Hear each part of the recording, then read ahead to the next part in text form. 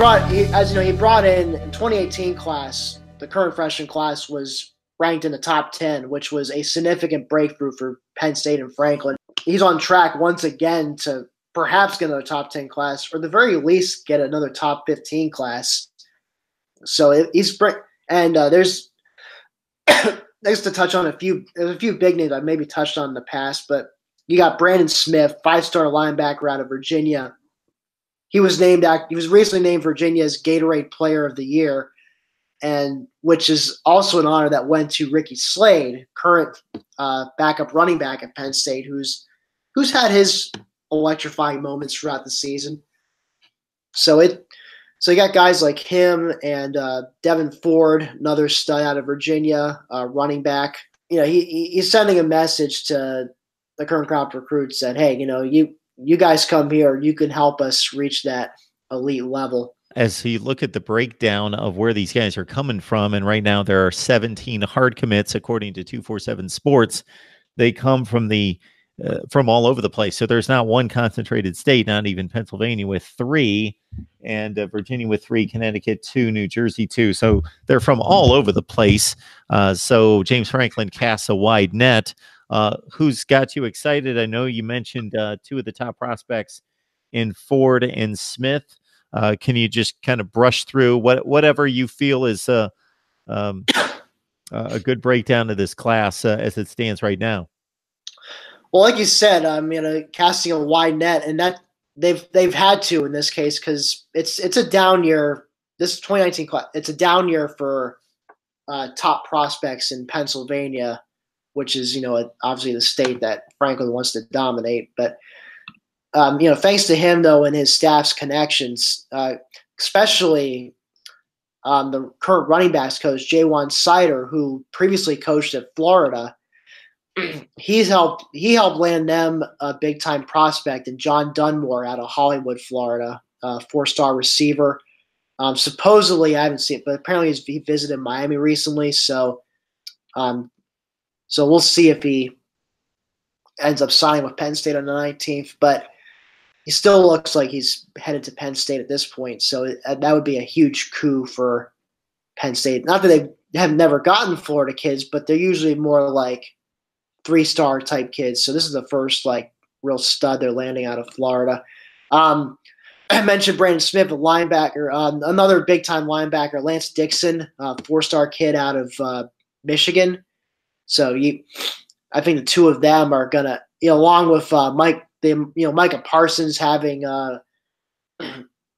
taken his lumps and really started to get the hang of the linebacker position towards the last month of this year. I think you bring those 2 in along with, you know, the current crop of linebackers at Penn State. I think linebacker U could be back sooner rather than later. On the line, you got Caden Wallace out of New Jersey, offensive guard. Salim Warrenly, another 4-star offensive guard, and you got a pair of 4-star quarterbacks. One of them coming out of Oregon, actually, Michael Johnson Jr., which is definitely not a spot Penn State gets a lot of recruits from. But one of the top dual threat quarterbacks in the country. And you also got another dual threat in Taquan Roberson out of New Jersey. He actually earned a 4-star, I believe, earlier this year. He was originally a 3-star commit, but it started to blow up, and coaches started to take notice. And I'd be remiss if I didn't give a shout out to fellow State College kid Keaton Ellis, 4-star cornerback, plays for State College High School, my alma mater, and he actually was the first commitment in the 2019 class over a year ago, back when he was still a 3-star recruit. But he's really proven himself on the field, and recruiting services have taken notice, and he's deservedly gotten that 4th star. So, you know, in this class in total, if we're gonna the average rating, let's just say average rating, I think a better way to just break it down would be, if we're gonna break this down by stars, so 17 commits, 15 of them are 4- and 5-star kids. So if we're gonna if we're going to do the math, we're just doing the math in my head. That's like probably close to a 90%, 85, 90% hit rate on blue chip recruits. So whatever it may lack in quantity, it certainly doesn't lack in quality. That's probably the theme of this 19 class.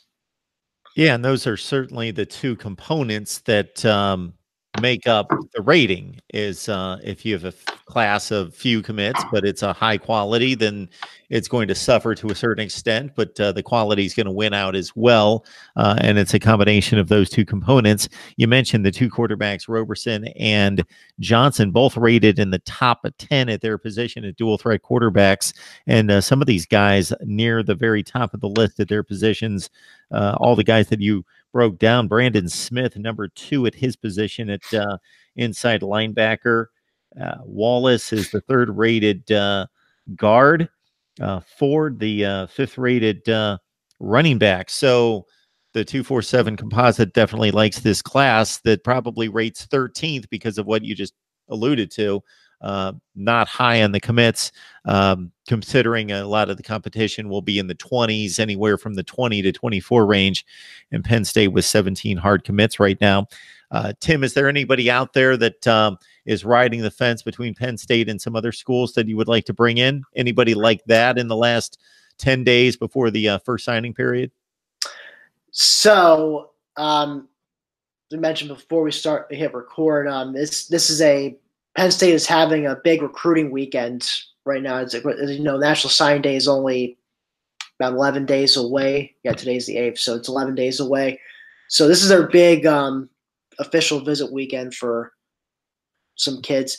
So the bigger names to mention here, uncommitted kids that Penn State's got a shot at. Jared Harrison Hunt, he's a 3-star defensive tackle out of New York.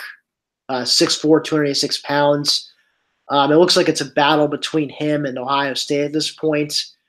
I guess he also is planning to take a trip to Miami next week. But Ja'Kai Moore is another name to keep an eye out on. He's 3-star offensive guard. He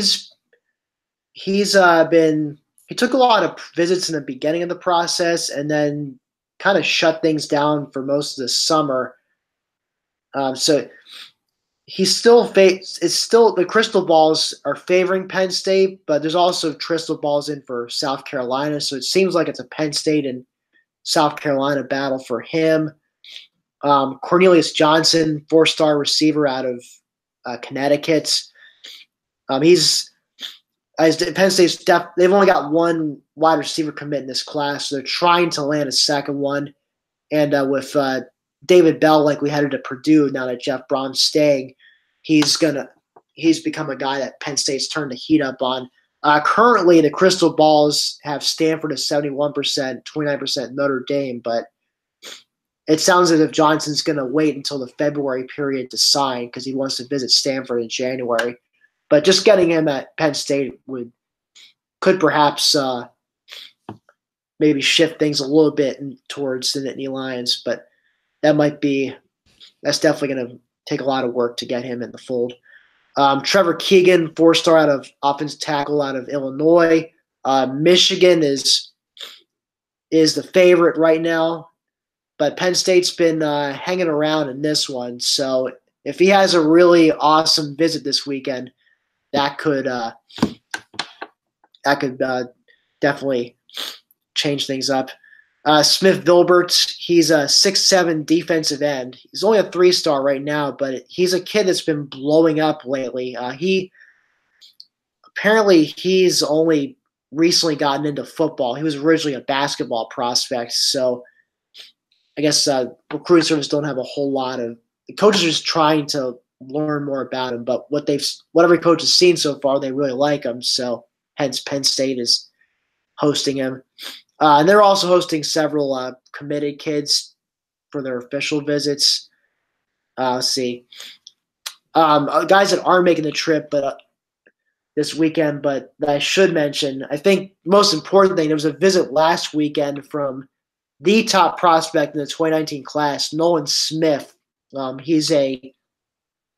me bring this up. I believe he's a defensive, either a defensive end or a linebacker. He's a defensive end, but he could potentially play linebacker as well. 6'3", 232 pounds, the number one prospect in the country, currently committed to Georgia. He's been committed since his sophomore year of high school, but he came to Penn State last weekend for a official visit, and him and Micah Parsons were retweeting stuff, and Nolan tweets something about best weekend of my life, and which is, I mean, normally if Parsons saying, "Well, I had a fun time at Penn," you're thinking, okay, well, yeah, he enjoyed it, but he's probably going to go to Georgia. But to say best weekend of your life, now I'm not saying he's going to flip to Penn State. Don't get me mixed up here. I still think he's going to end up at Georgia or some SEC school, but that door might have creaked a bit open for Sure. Penn State. That's quite a statement.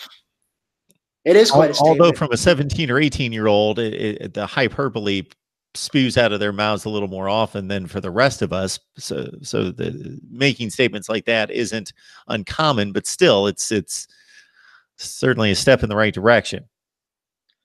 Certainly. I mean, just the fact they got him to visit, and I mean, for the statement for sake, just the fact they even got him up there to visit. I mean, I couldn't even imagine that happening 4 or 5 years ago.